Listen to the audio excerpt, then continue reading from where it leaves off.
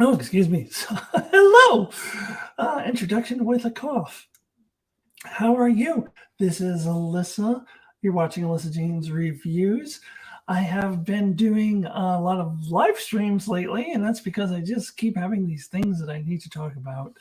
And I want to jump on and talk about them real quick. So, two things for this live stream. They're in the title. One, we got a new Picard trailer, newer than the one that I talked about on Wednesday. Well, the one I was talking about on Wednesday, I think, was pretty much the old trailer, but it said March 3rd on it. But I feel like there was a couple of new scenes in it that I don't remember. But now we've got a definite new trailer that I want to talk about. And then I have to talk about Quantum Leap because that is just a show that is near and dear to my heart.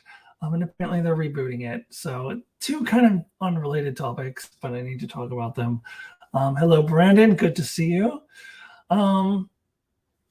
So the Picard trailer, we get our first look at Whoopi Goldberg as Guinan. I ain't gonna lie, Whoopi Goldberg has put on some pounds. She's put on some pounds. Guinan looks a little, like she's been indulging on a lot of the food she's serving at 10 Forward there. And apparently, I didn't pick up on this, but some other video that I watched showed that the bar that she is apparently that she works at or that she owns, I assume, is on 10 Forward Street or something like that. Like the address is 10 Forward. It's a little ridiculous. But it does appear, based on this trailer, that Picard is going to Guinan because he knows that Guinan has this extra perception of time, and he's asking her advice on how to reset the timeline. Of course, she throws in a little bit of fan service with the line. With her line about the Earl Grey. I'm going to get some Earl Grey tea, piping hot. A little bit of fan service, but I kind of love it. You mean, Brandon says, you mean imbibing, don't you? I don't know what I'm imbibing. What does that mean? Anyways, so he's going to her because she has an extra perception of time, I guess. And so apparently this would be taking place in that altered timeline. So Picard and Guinan are still friends in this timeline, or is Guinan's extra perception of time that strong that she would know exactly who he is, even if the timeline has been changed? Now, that would not be consistent with yesterday's Enterprise, because yesterday's Enterprise, like, her memories and knowledge was consistent with the altered timeline, but she just has these feelings. So like it wouldn't be as specific as, let me get up the Earl, let's get some Earl Grey tea going piping hot. Like it wouldn't be that specific unless that was true in the older timeline as well. I don't know. Does the totalitarian version of Picard, does he also like his Earl Grey tea hot? I don't know. So I don't know, but that does seem to be what her role is. So I'm assuming she's probably only going to be in that one scene, is my guess. So it's just kind of a cameo, which is fine, honestly. That's fine. It's funny, like I was looking at the picture of it, like I tried to put a picture of it on, well, I did put a picture of it on my thumbnail for this live chat, and it looks like Whoopi Goldberg is in the graduation cap. It looks like Picard is congratulating Whoopi Goldberg for graduation. That was a pretty silly outfit that they gave to Guinan, but you gotta have her still wear it. She's kind of stuck with it now. That's how you know it's Guinan and not Whoopi Goldberg, because she's wearing that graduation cap. Anyways, I don't know. We'll see. I'm still very skeptical about this show. Also, I'm gathering from the trailer, it looks like, so it was wrong when I said before that they're going to ask the Borg Queen to help them get back in time. Looks like they're doing the slingshot around the sun thing, the old classic way of time travel in Star Trek. But The Borg Queen appears to be like crawling around the La Sorrenta. It looks like they took her with them.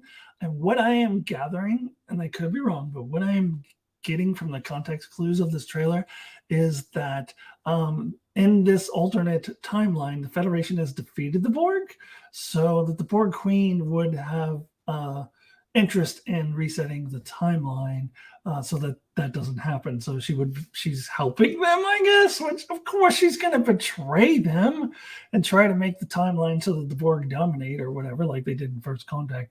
But I don't know. You know how I feel about the Borg Queen. I fucking hate the Borg Queen. So I don't know about any of this. I just don't know. Well, we'll see. Let's jump in the chat, see what Brandon is saying. It means drinking alcohol. So what do you mean imbibing? I'm confused. Well, and just in case you wanted to know, I'm actually just drinking water right now. I'm always drinking something, but not drinking alcohol yet because I want to join Mark and Josh in about an hour and a half for our Expanse Season 6 discussion, and I don't want to start that off already being drunk.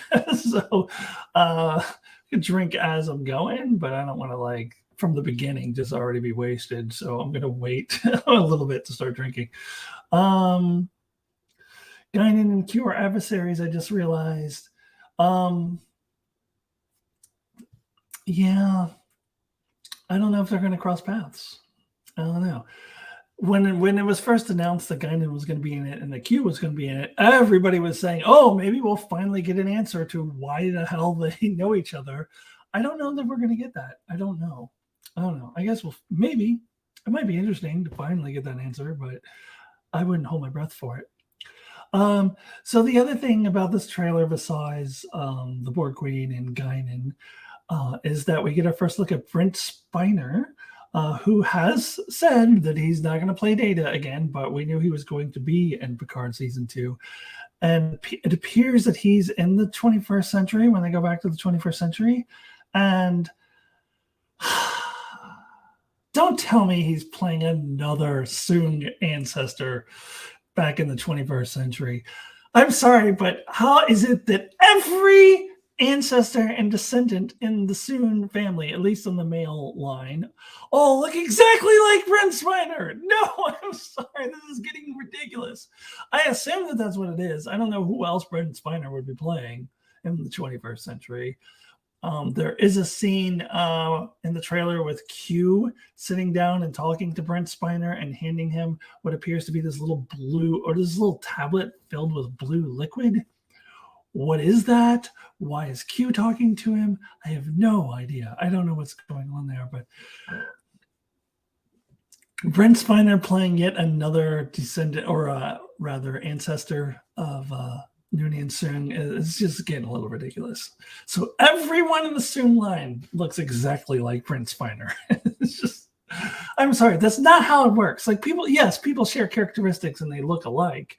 And sometimes you have this thing where you're like, oh, look at this person. They look exactly like their grandfather when they were the same age. Sure, things like that happen, but to have every single person look exactly the same, were they all androids secretly? What is happening here? I don't know. It's a little weird to me. I don't know. I have an open mind about it. I'll give it a shot. And maybe it'll be better than I think it'll be. Right now, I'm looking at it thinking, like, the best case scenario, it'll be like, it was fine.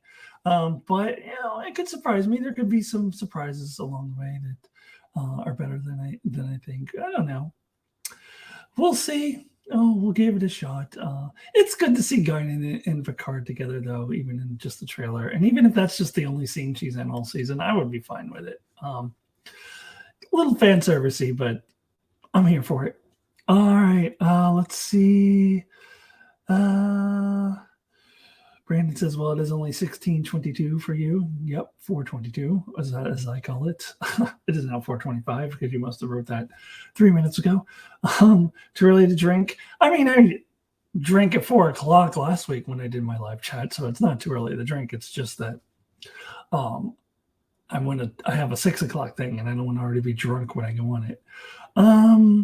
Data has more kin than anyone else in the franchise. I know! You gotta little ridiculous. That was one of my complaints about. It took till season 7 to get any relatives of Geordi.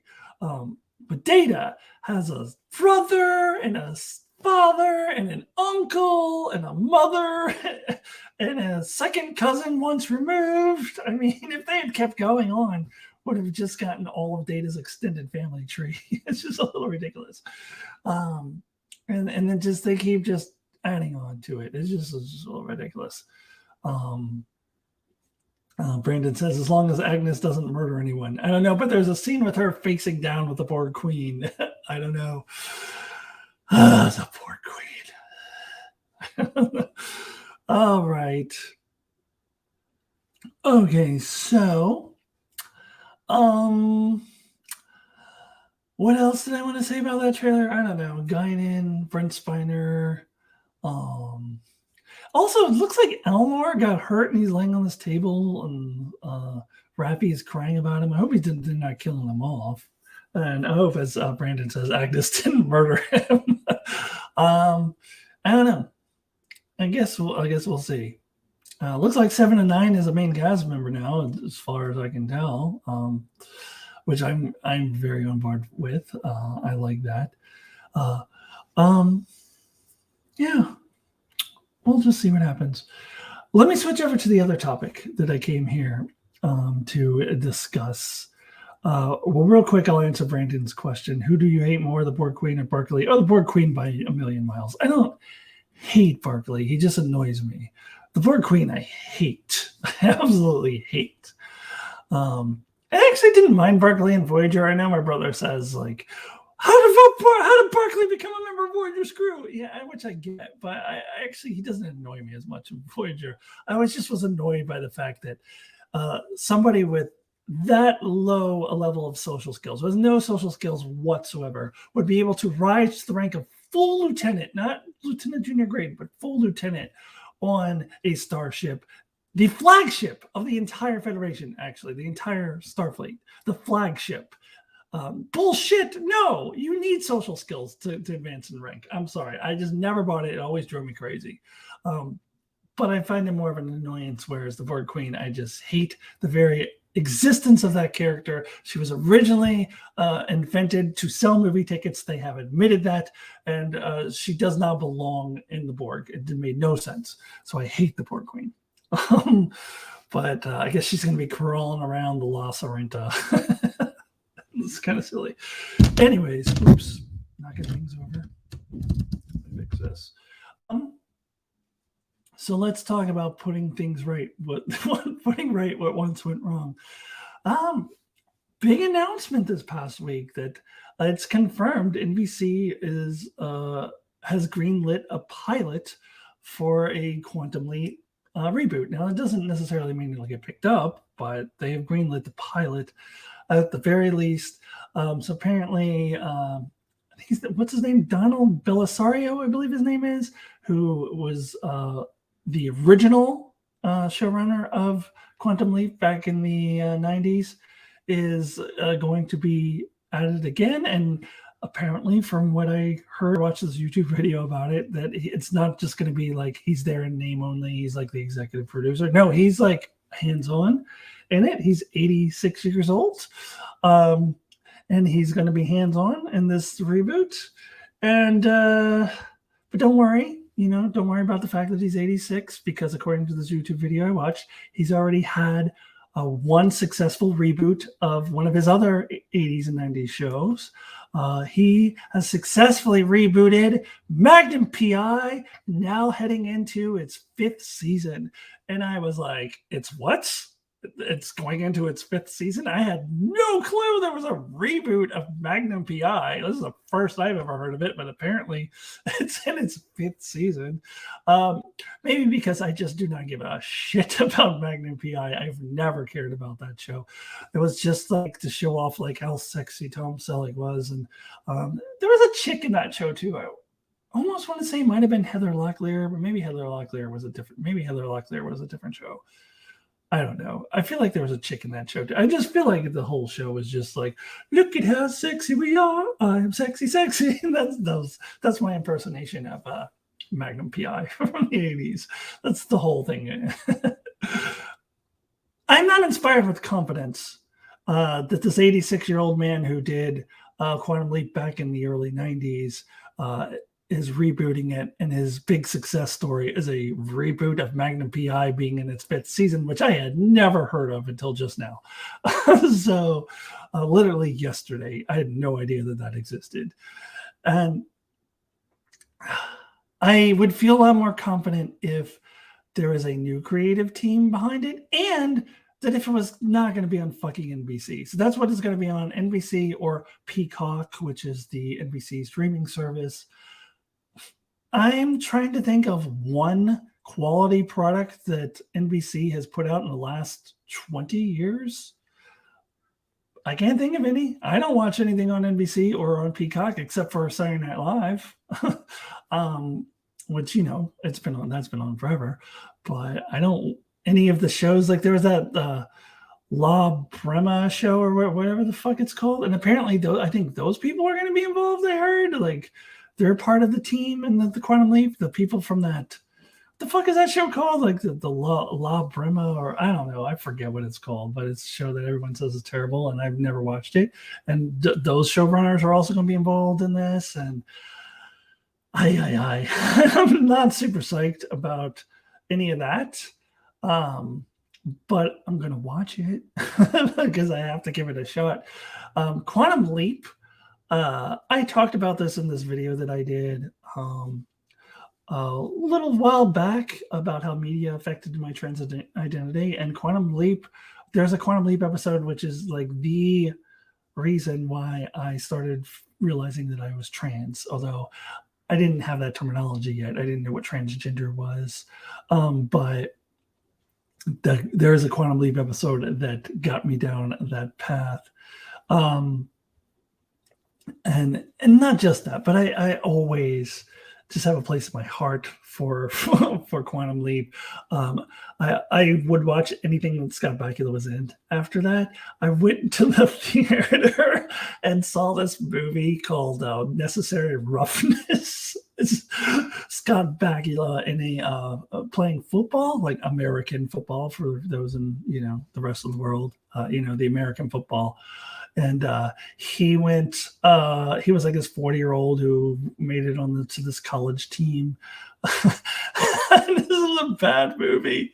But I went to the theater to see this in the early 90s because Scott Bakula was in it. And then when he was announced as the captain of the new Enterprise, and you know, these way back in the day when Star Trek Enterprise was first announced. It was originally just called Enterprise. They added the Star Trek into it later.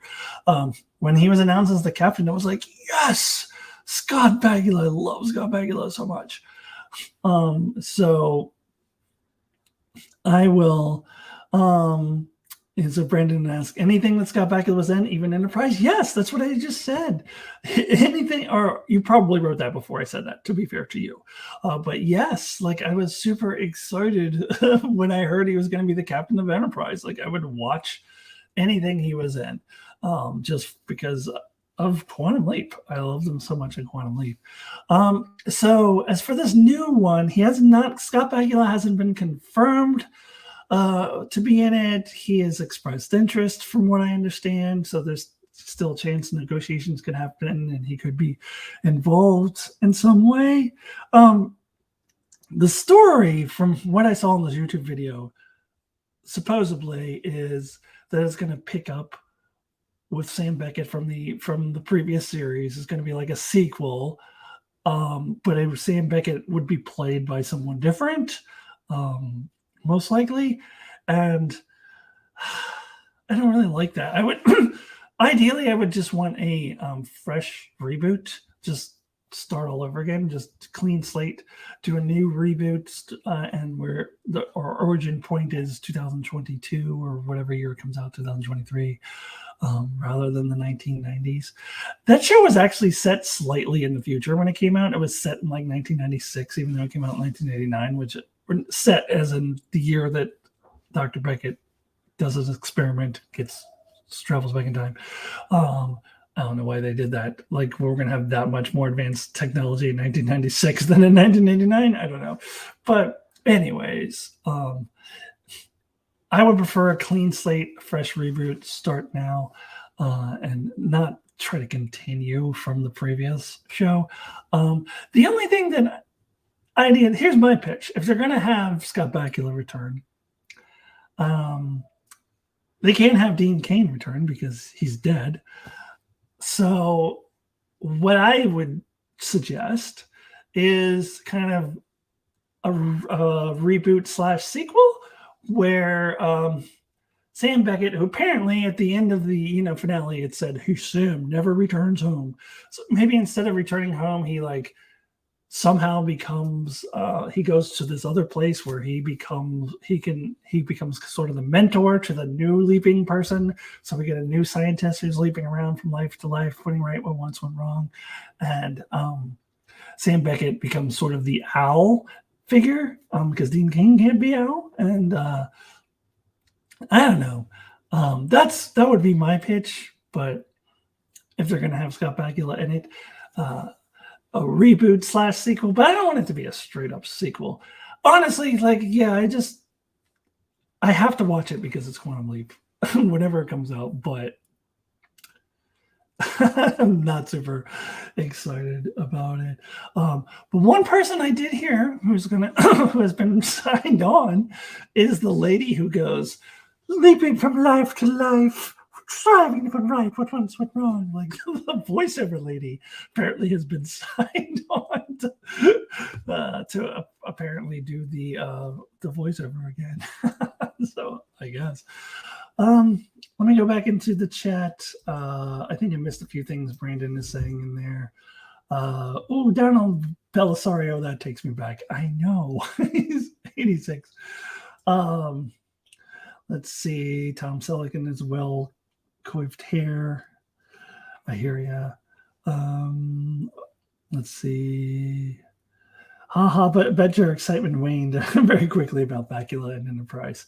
Yes, yeah, I did. I still have to do my Enterprise rewatch. I'm not excited about doing the first 2 seasons. Have Bakula be the hologram. Yeah, that's what I was saying. Have him be the hologram. He can.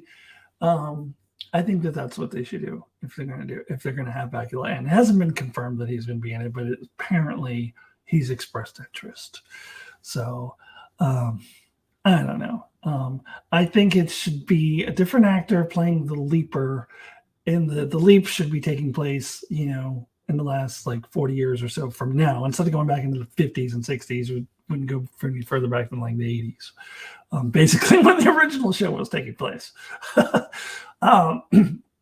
That's what I think, and they can be much more topical, tackle topics that are more relevant for today, because the old one is a little dated now. So that's what I think they should do, and I don't think it should be a sequel at all. But if it would be a sequel, I would prefer it to be a sequel / reboot, where we still have a new person leaping, even if Sam Beckett exists in that universe. That's what I would prefer. But I don't know. Donald Belisario and his reboot of Magnum PI and NBC, none of that is inspiring confidence in me. And apparently the showrunners of that, whatever that crappy show is called, that's on NBC. There's nothing good on NBC. What is on NBC that's good? Nothing. If this was on Hulu or Netflix or Prime, even though I hate supporting Jeff Bezos, any of those, and it had a new creative team, I think I would. A new creative team that doesn't involve people who did a crappy show on NBC. I would be much more excited, but whenever it comes out, I'm definitely going to watch it because of what Quantum Leap meant to me. Hopefully, it doesn't immediately destroy my teenagehood to the point where I'll just have to pretend like it never existed. Hopefully, it's not that bad. Okay. All right. I'm going to go. I will be back on in an hour and 20 minutes from now over on Enchantment of Eternity, talking to Josh from Geeksiders, which I'm really excited about, and Mark from Enchantment of Eternity, obviously. We will talk about the entirety of season 6 of The Expanse. So that's the next thing that I have going. I dropped a couple videos last night. Check out my channel if you haven't subscribed. Do all of that stuff. And I will see you all very, very soon. Goodbye.